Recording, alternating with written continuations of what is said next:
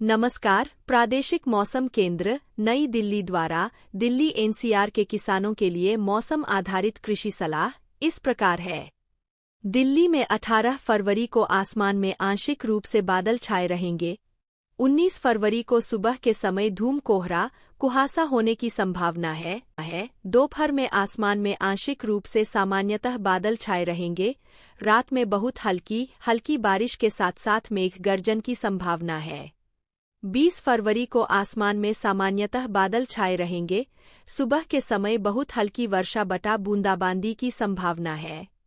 दिन में 20 से 30 किलोमीटर प्रति घंटे की गति से तेज सतही हवाएं चलने की संभावना है।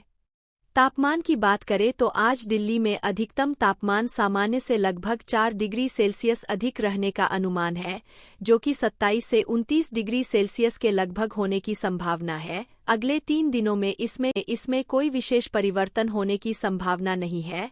आज दिल्ली में न्यूनतम तापमान 13.2 डिग्री सेल्सियस दर्ज हुआ, जो कि लगभग 2 डिग्री सेल्सियस अधिक रहा। अगले 3 दिनों में इसमें कोई विशेष परिवर्तन होने की संभावना नहीं है। मौसम को ध्यान में रखते हुए किसानों को सलाह है कि फसलों तथा सब्जियों में आवश्यकतानुसार हल्की सिंचाई करें। मौसम को ध्यान में रखते हुए गेहूं की फसल में रोगों, विशेषकर रतुआ की निगरानी करते रहे। वर्तमान तापमान को ध्यान में रखते हुए किसान सभी सब्जियों तथा सरसों की फसल में चेपा के आक्रमण की निगरानी करे। मौसम को ध्यान में रखते हुए फ्रेंच बीन, गर्मी के मौसम वाली मूली इत्यादि की सीधी बुवाई हेतु वर्तमान तापमान अनुकूल है, क्योंकि बीजों के अंकुरन के लिए यह तापमान उपयुक्त है। किसान उन्नत बीजों को किसी प्रमाणित स्रोत से ही प्राप्त करे। इस मौसम में मूंग और उड़द की फसलों की मार्च में बुवाई हेतु किसान किसी प्रमाणित स्रोत से उन्नत बीजों का संग्रह करे। इस सप्ताह तापमान बढ़ने की संभावना को देखते हुए किसानों को सलाह है कि भिंडी की अगेती बुवाई हेतु A4, परबनी क्रांति, अर्का अनामिका आदि किस्मों की बुवाई करे। मौसम को ध्यान में रखते हुए किसान टमाटर, मिर्च, कद्दूवर्गीय सब्जियों के तैयार पौधों की रोपाई इस सप्ताह कर सकते हैं।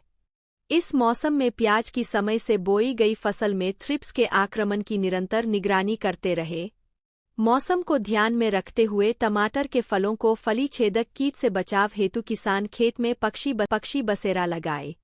इस मौसम में बैंगन की फसल को प्ररोह एवं फल छेदक कीट से बचाव हेतु ग्रसित फलों तथा प्रोरहों को इकट्ठा कर नष्ट कर दे। इस मौसम में गेंदे में पुष्प सड़न रोग के आक्रमण की संभावना बढ़ जाती है, अतः किसान फसल की निगरानी करते रहे।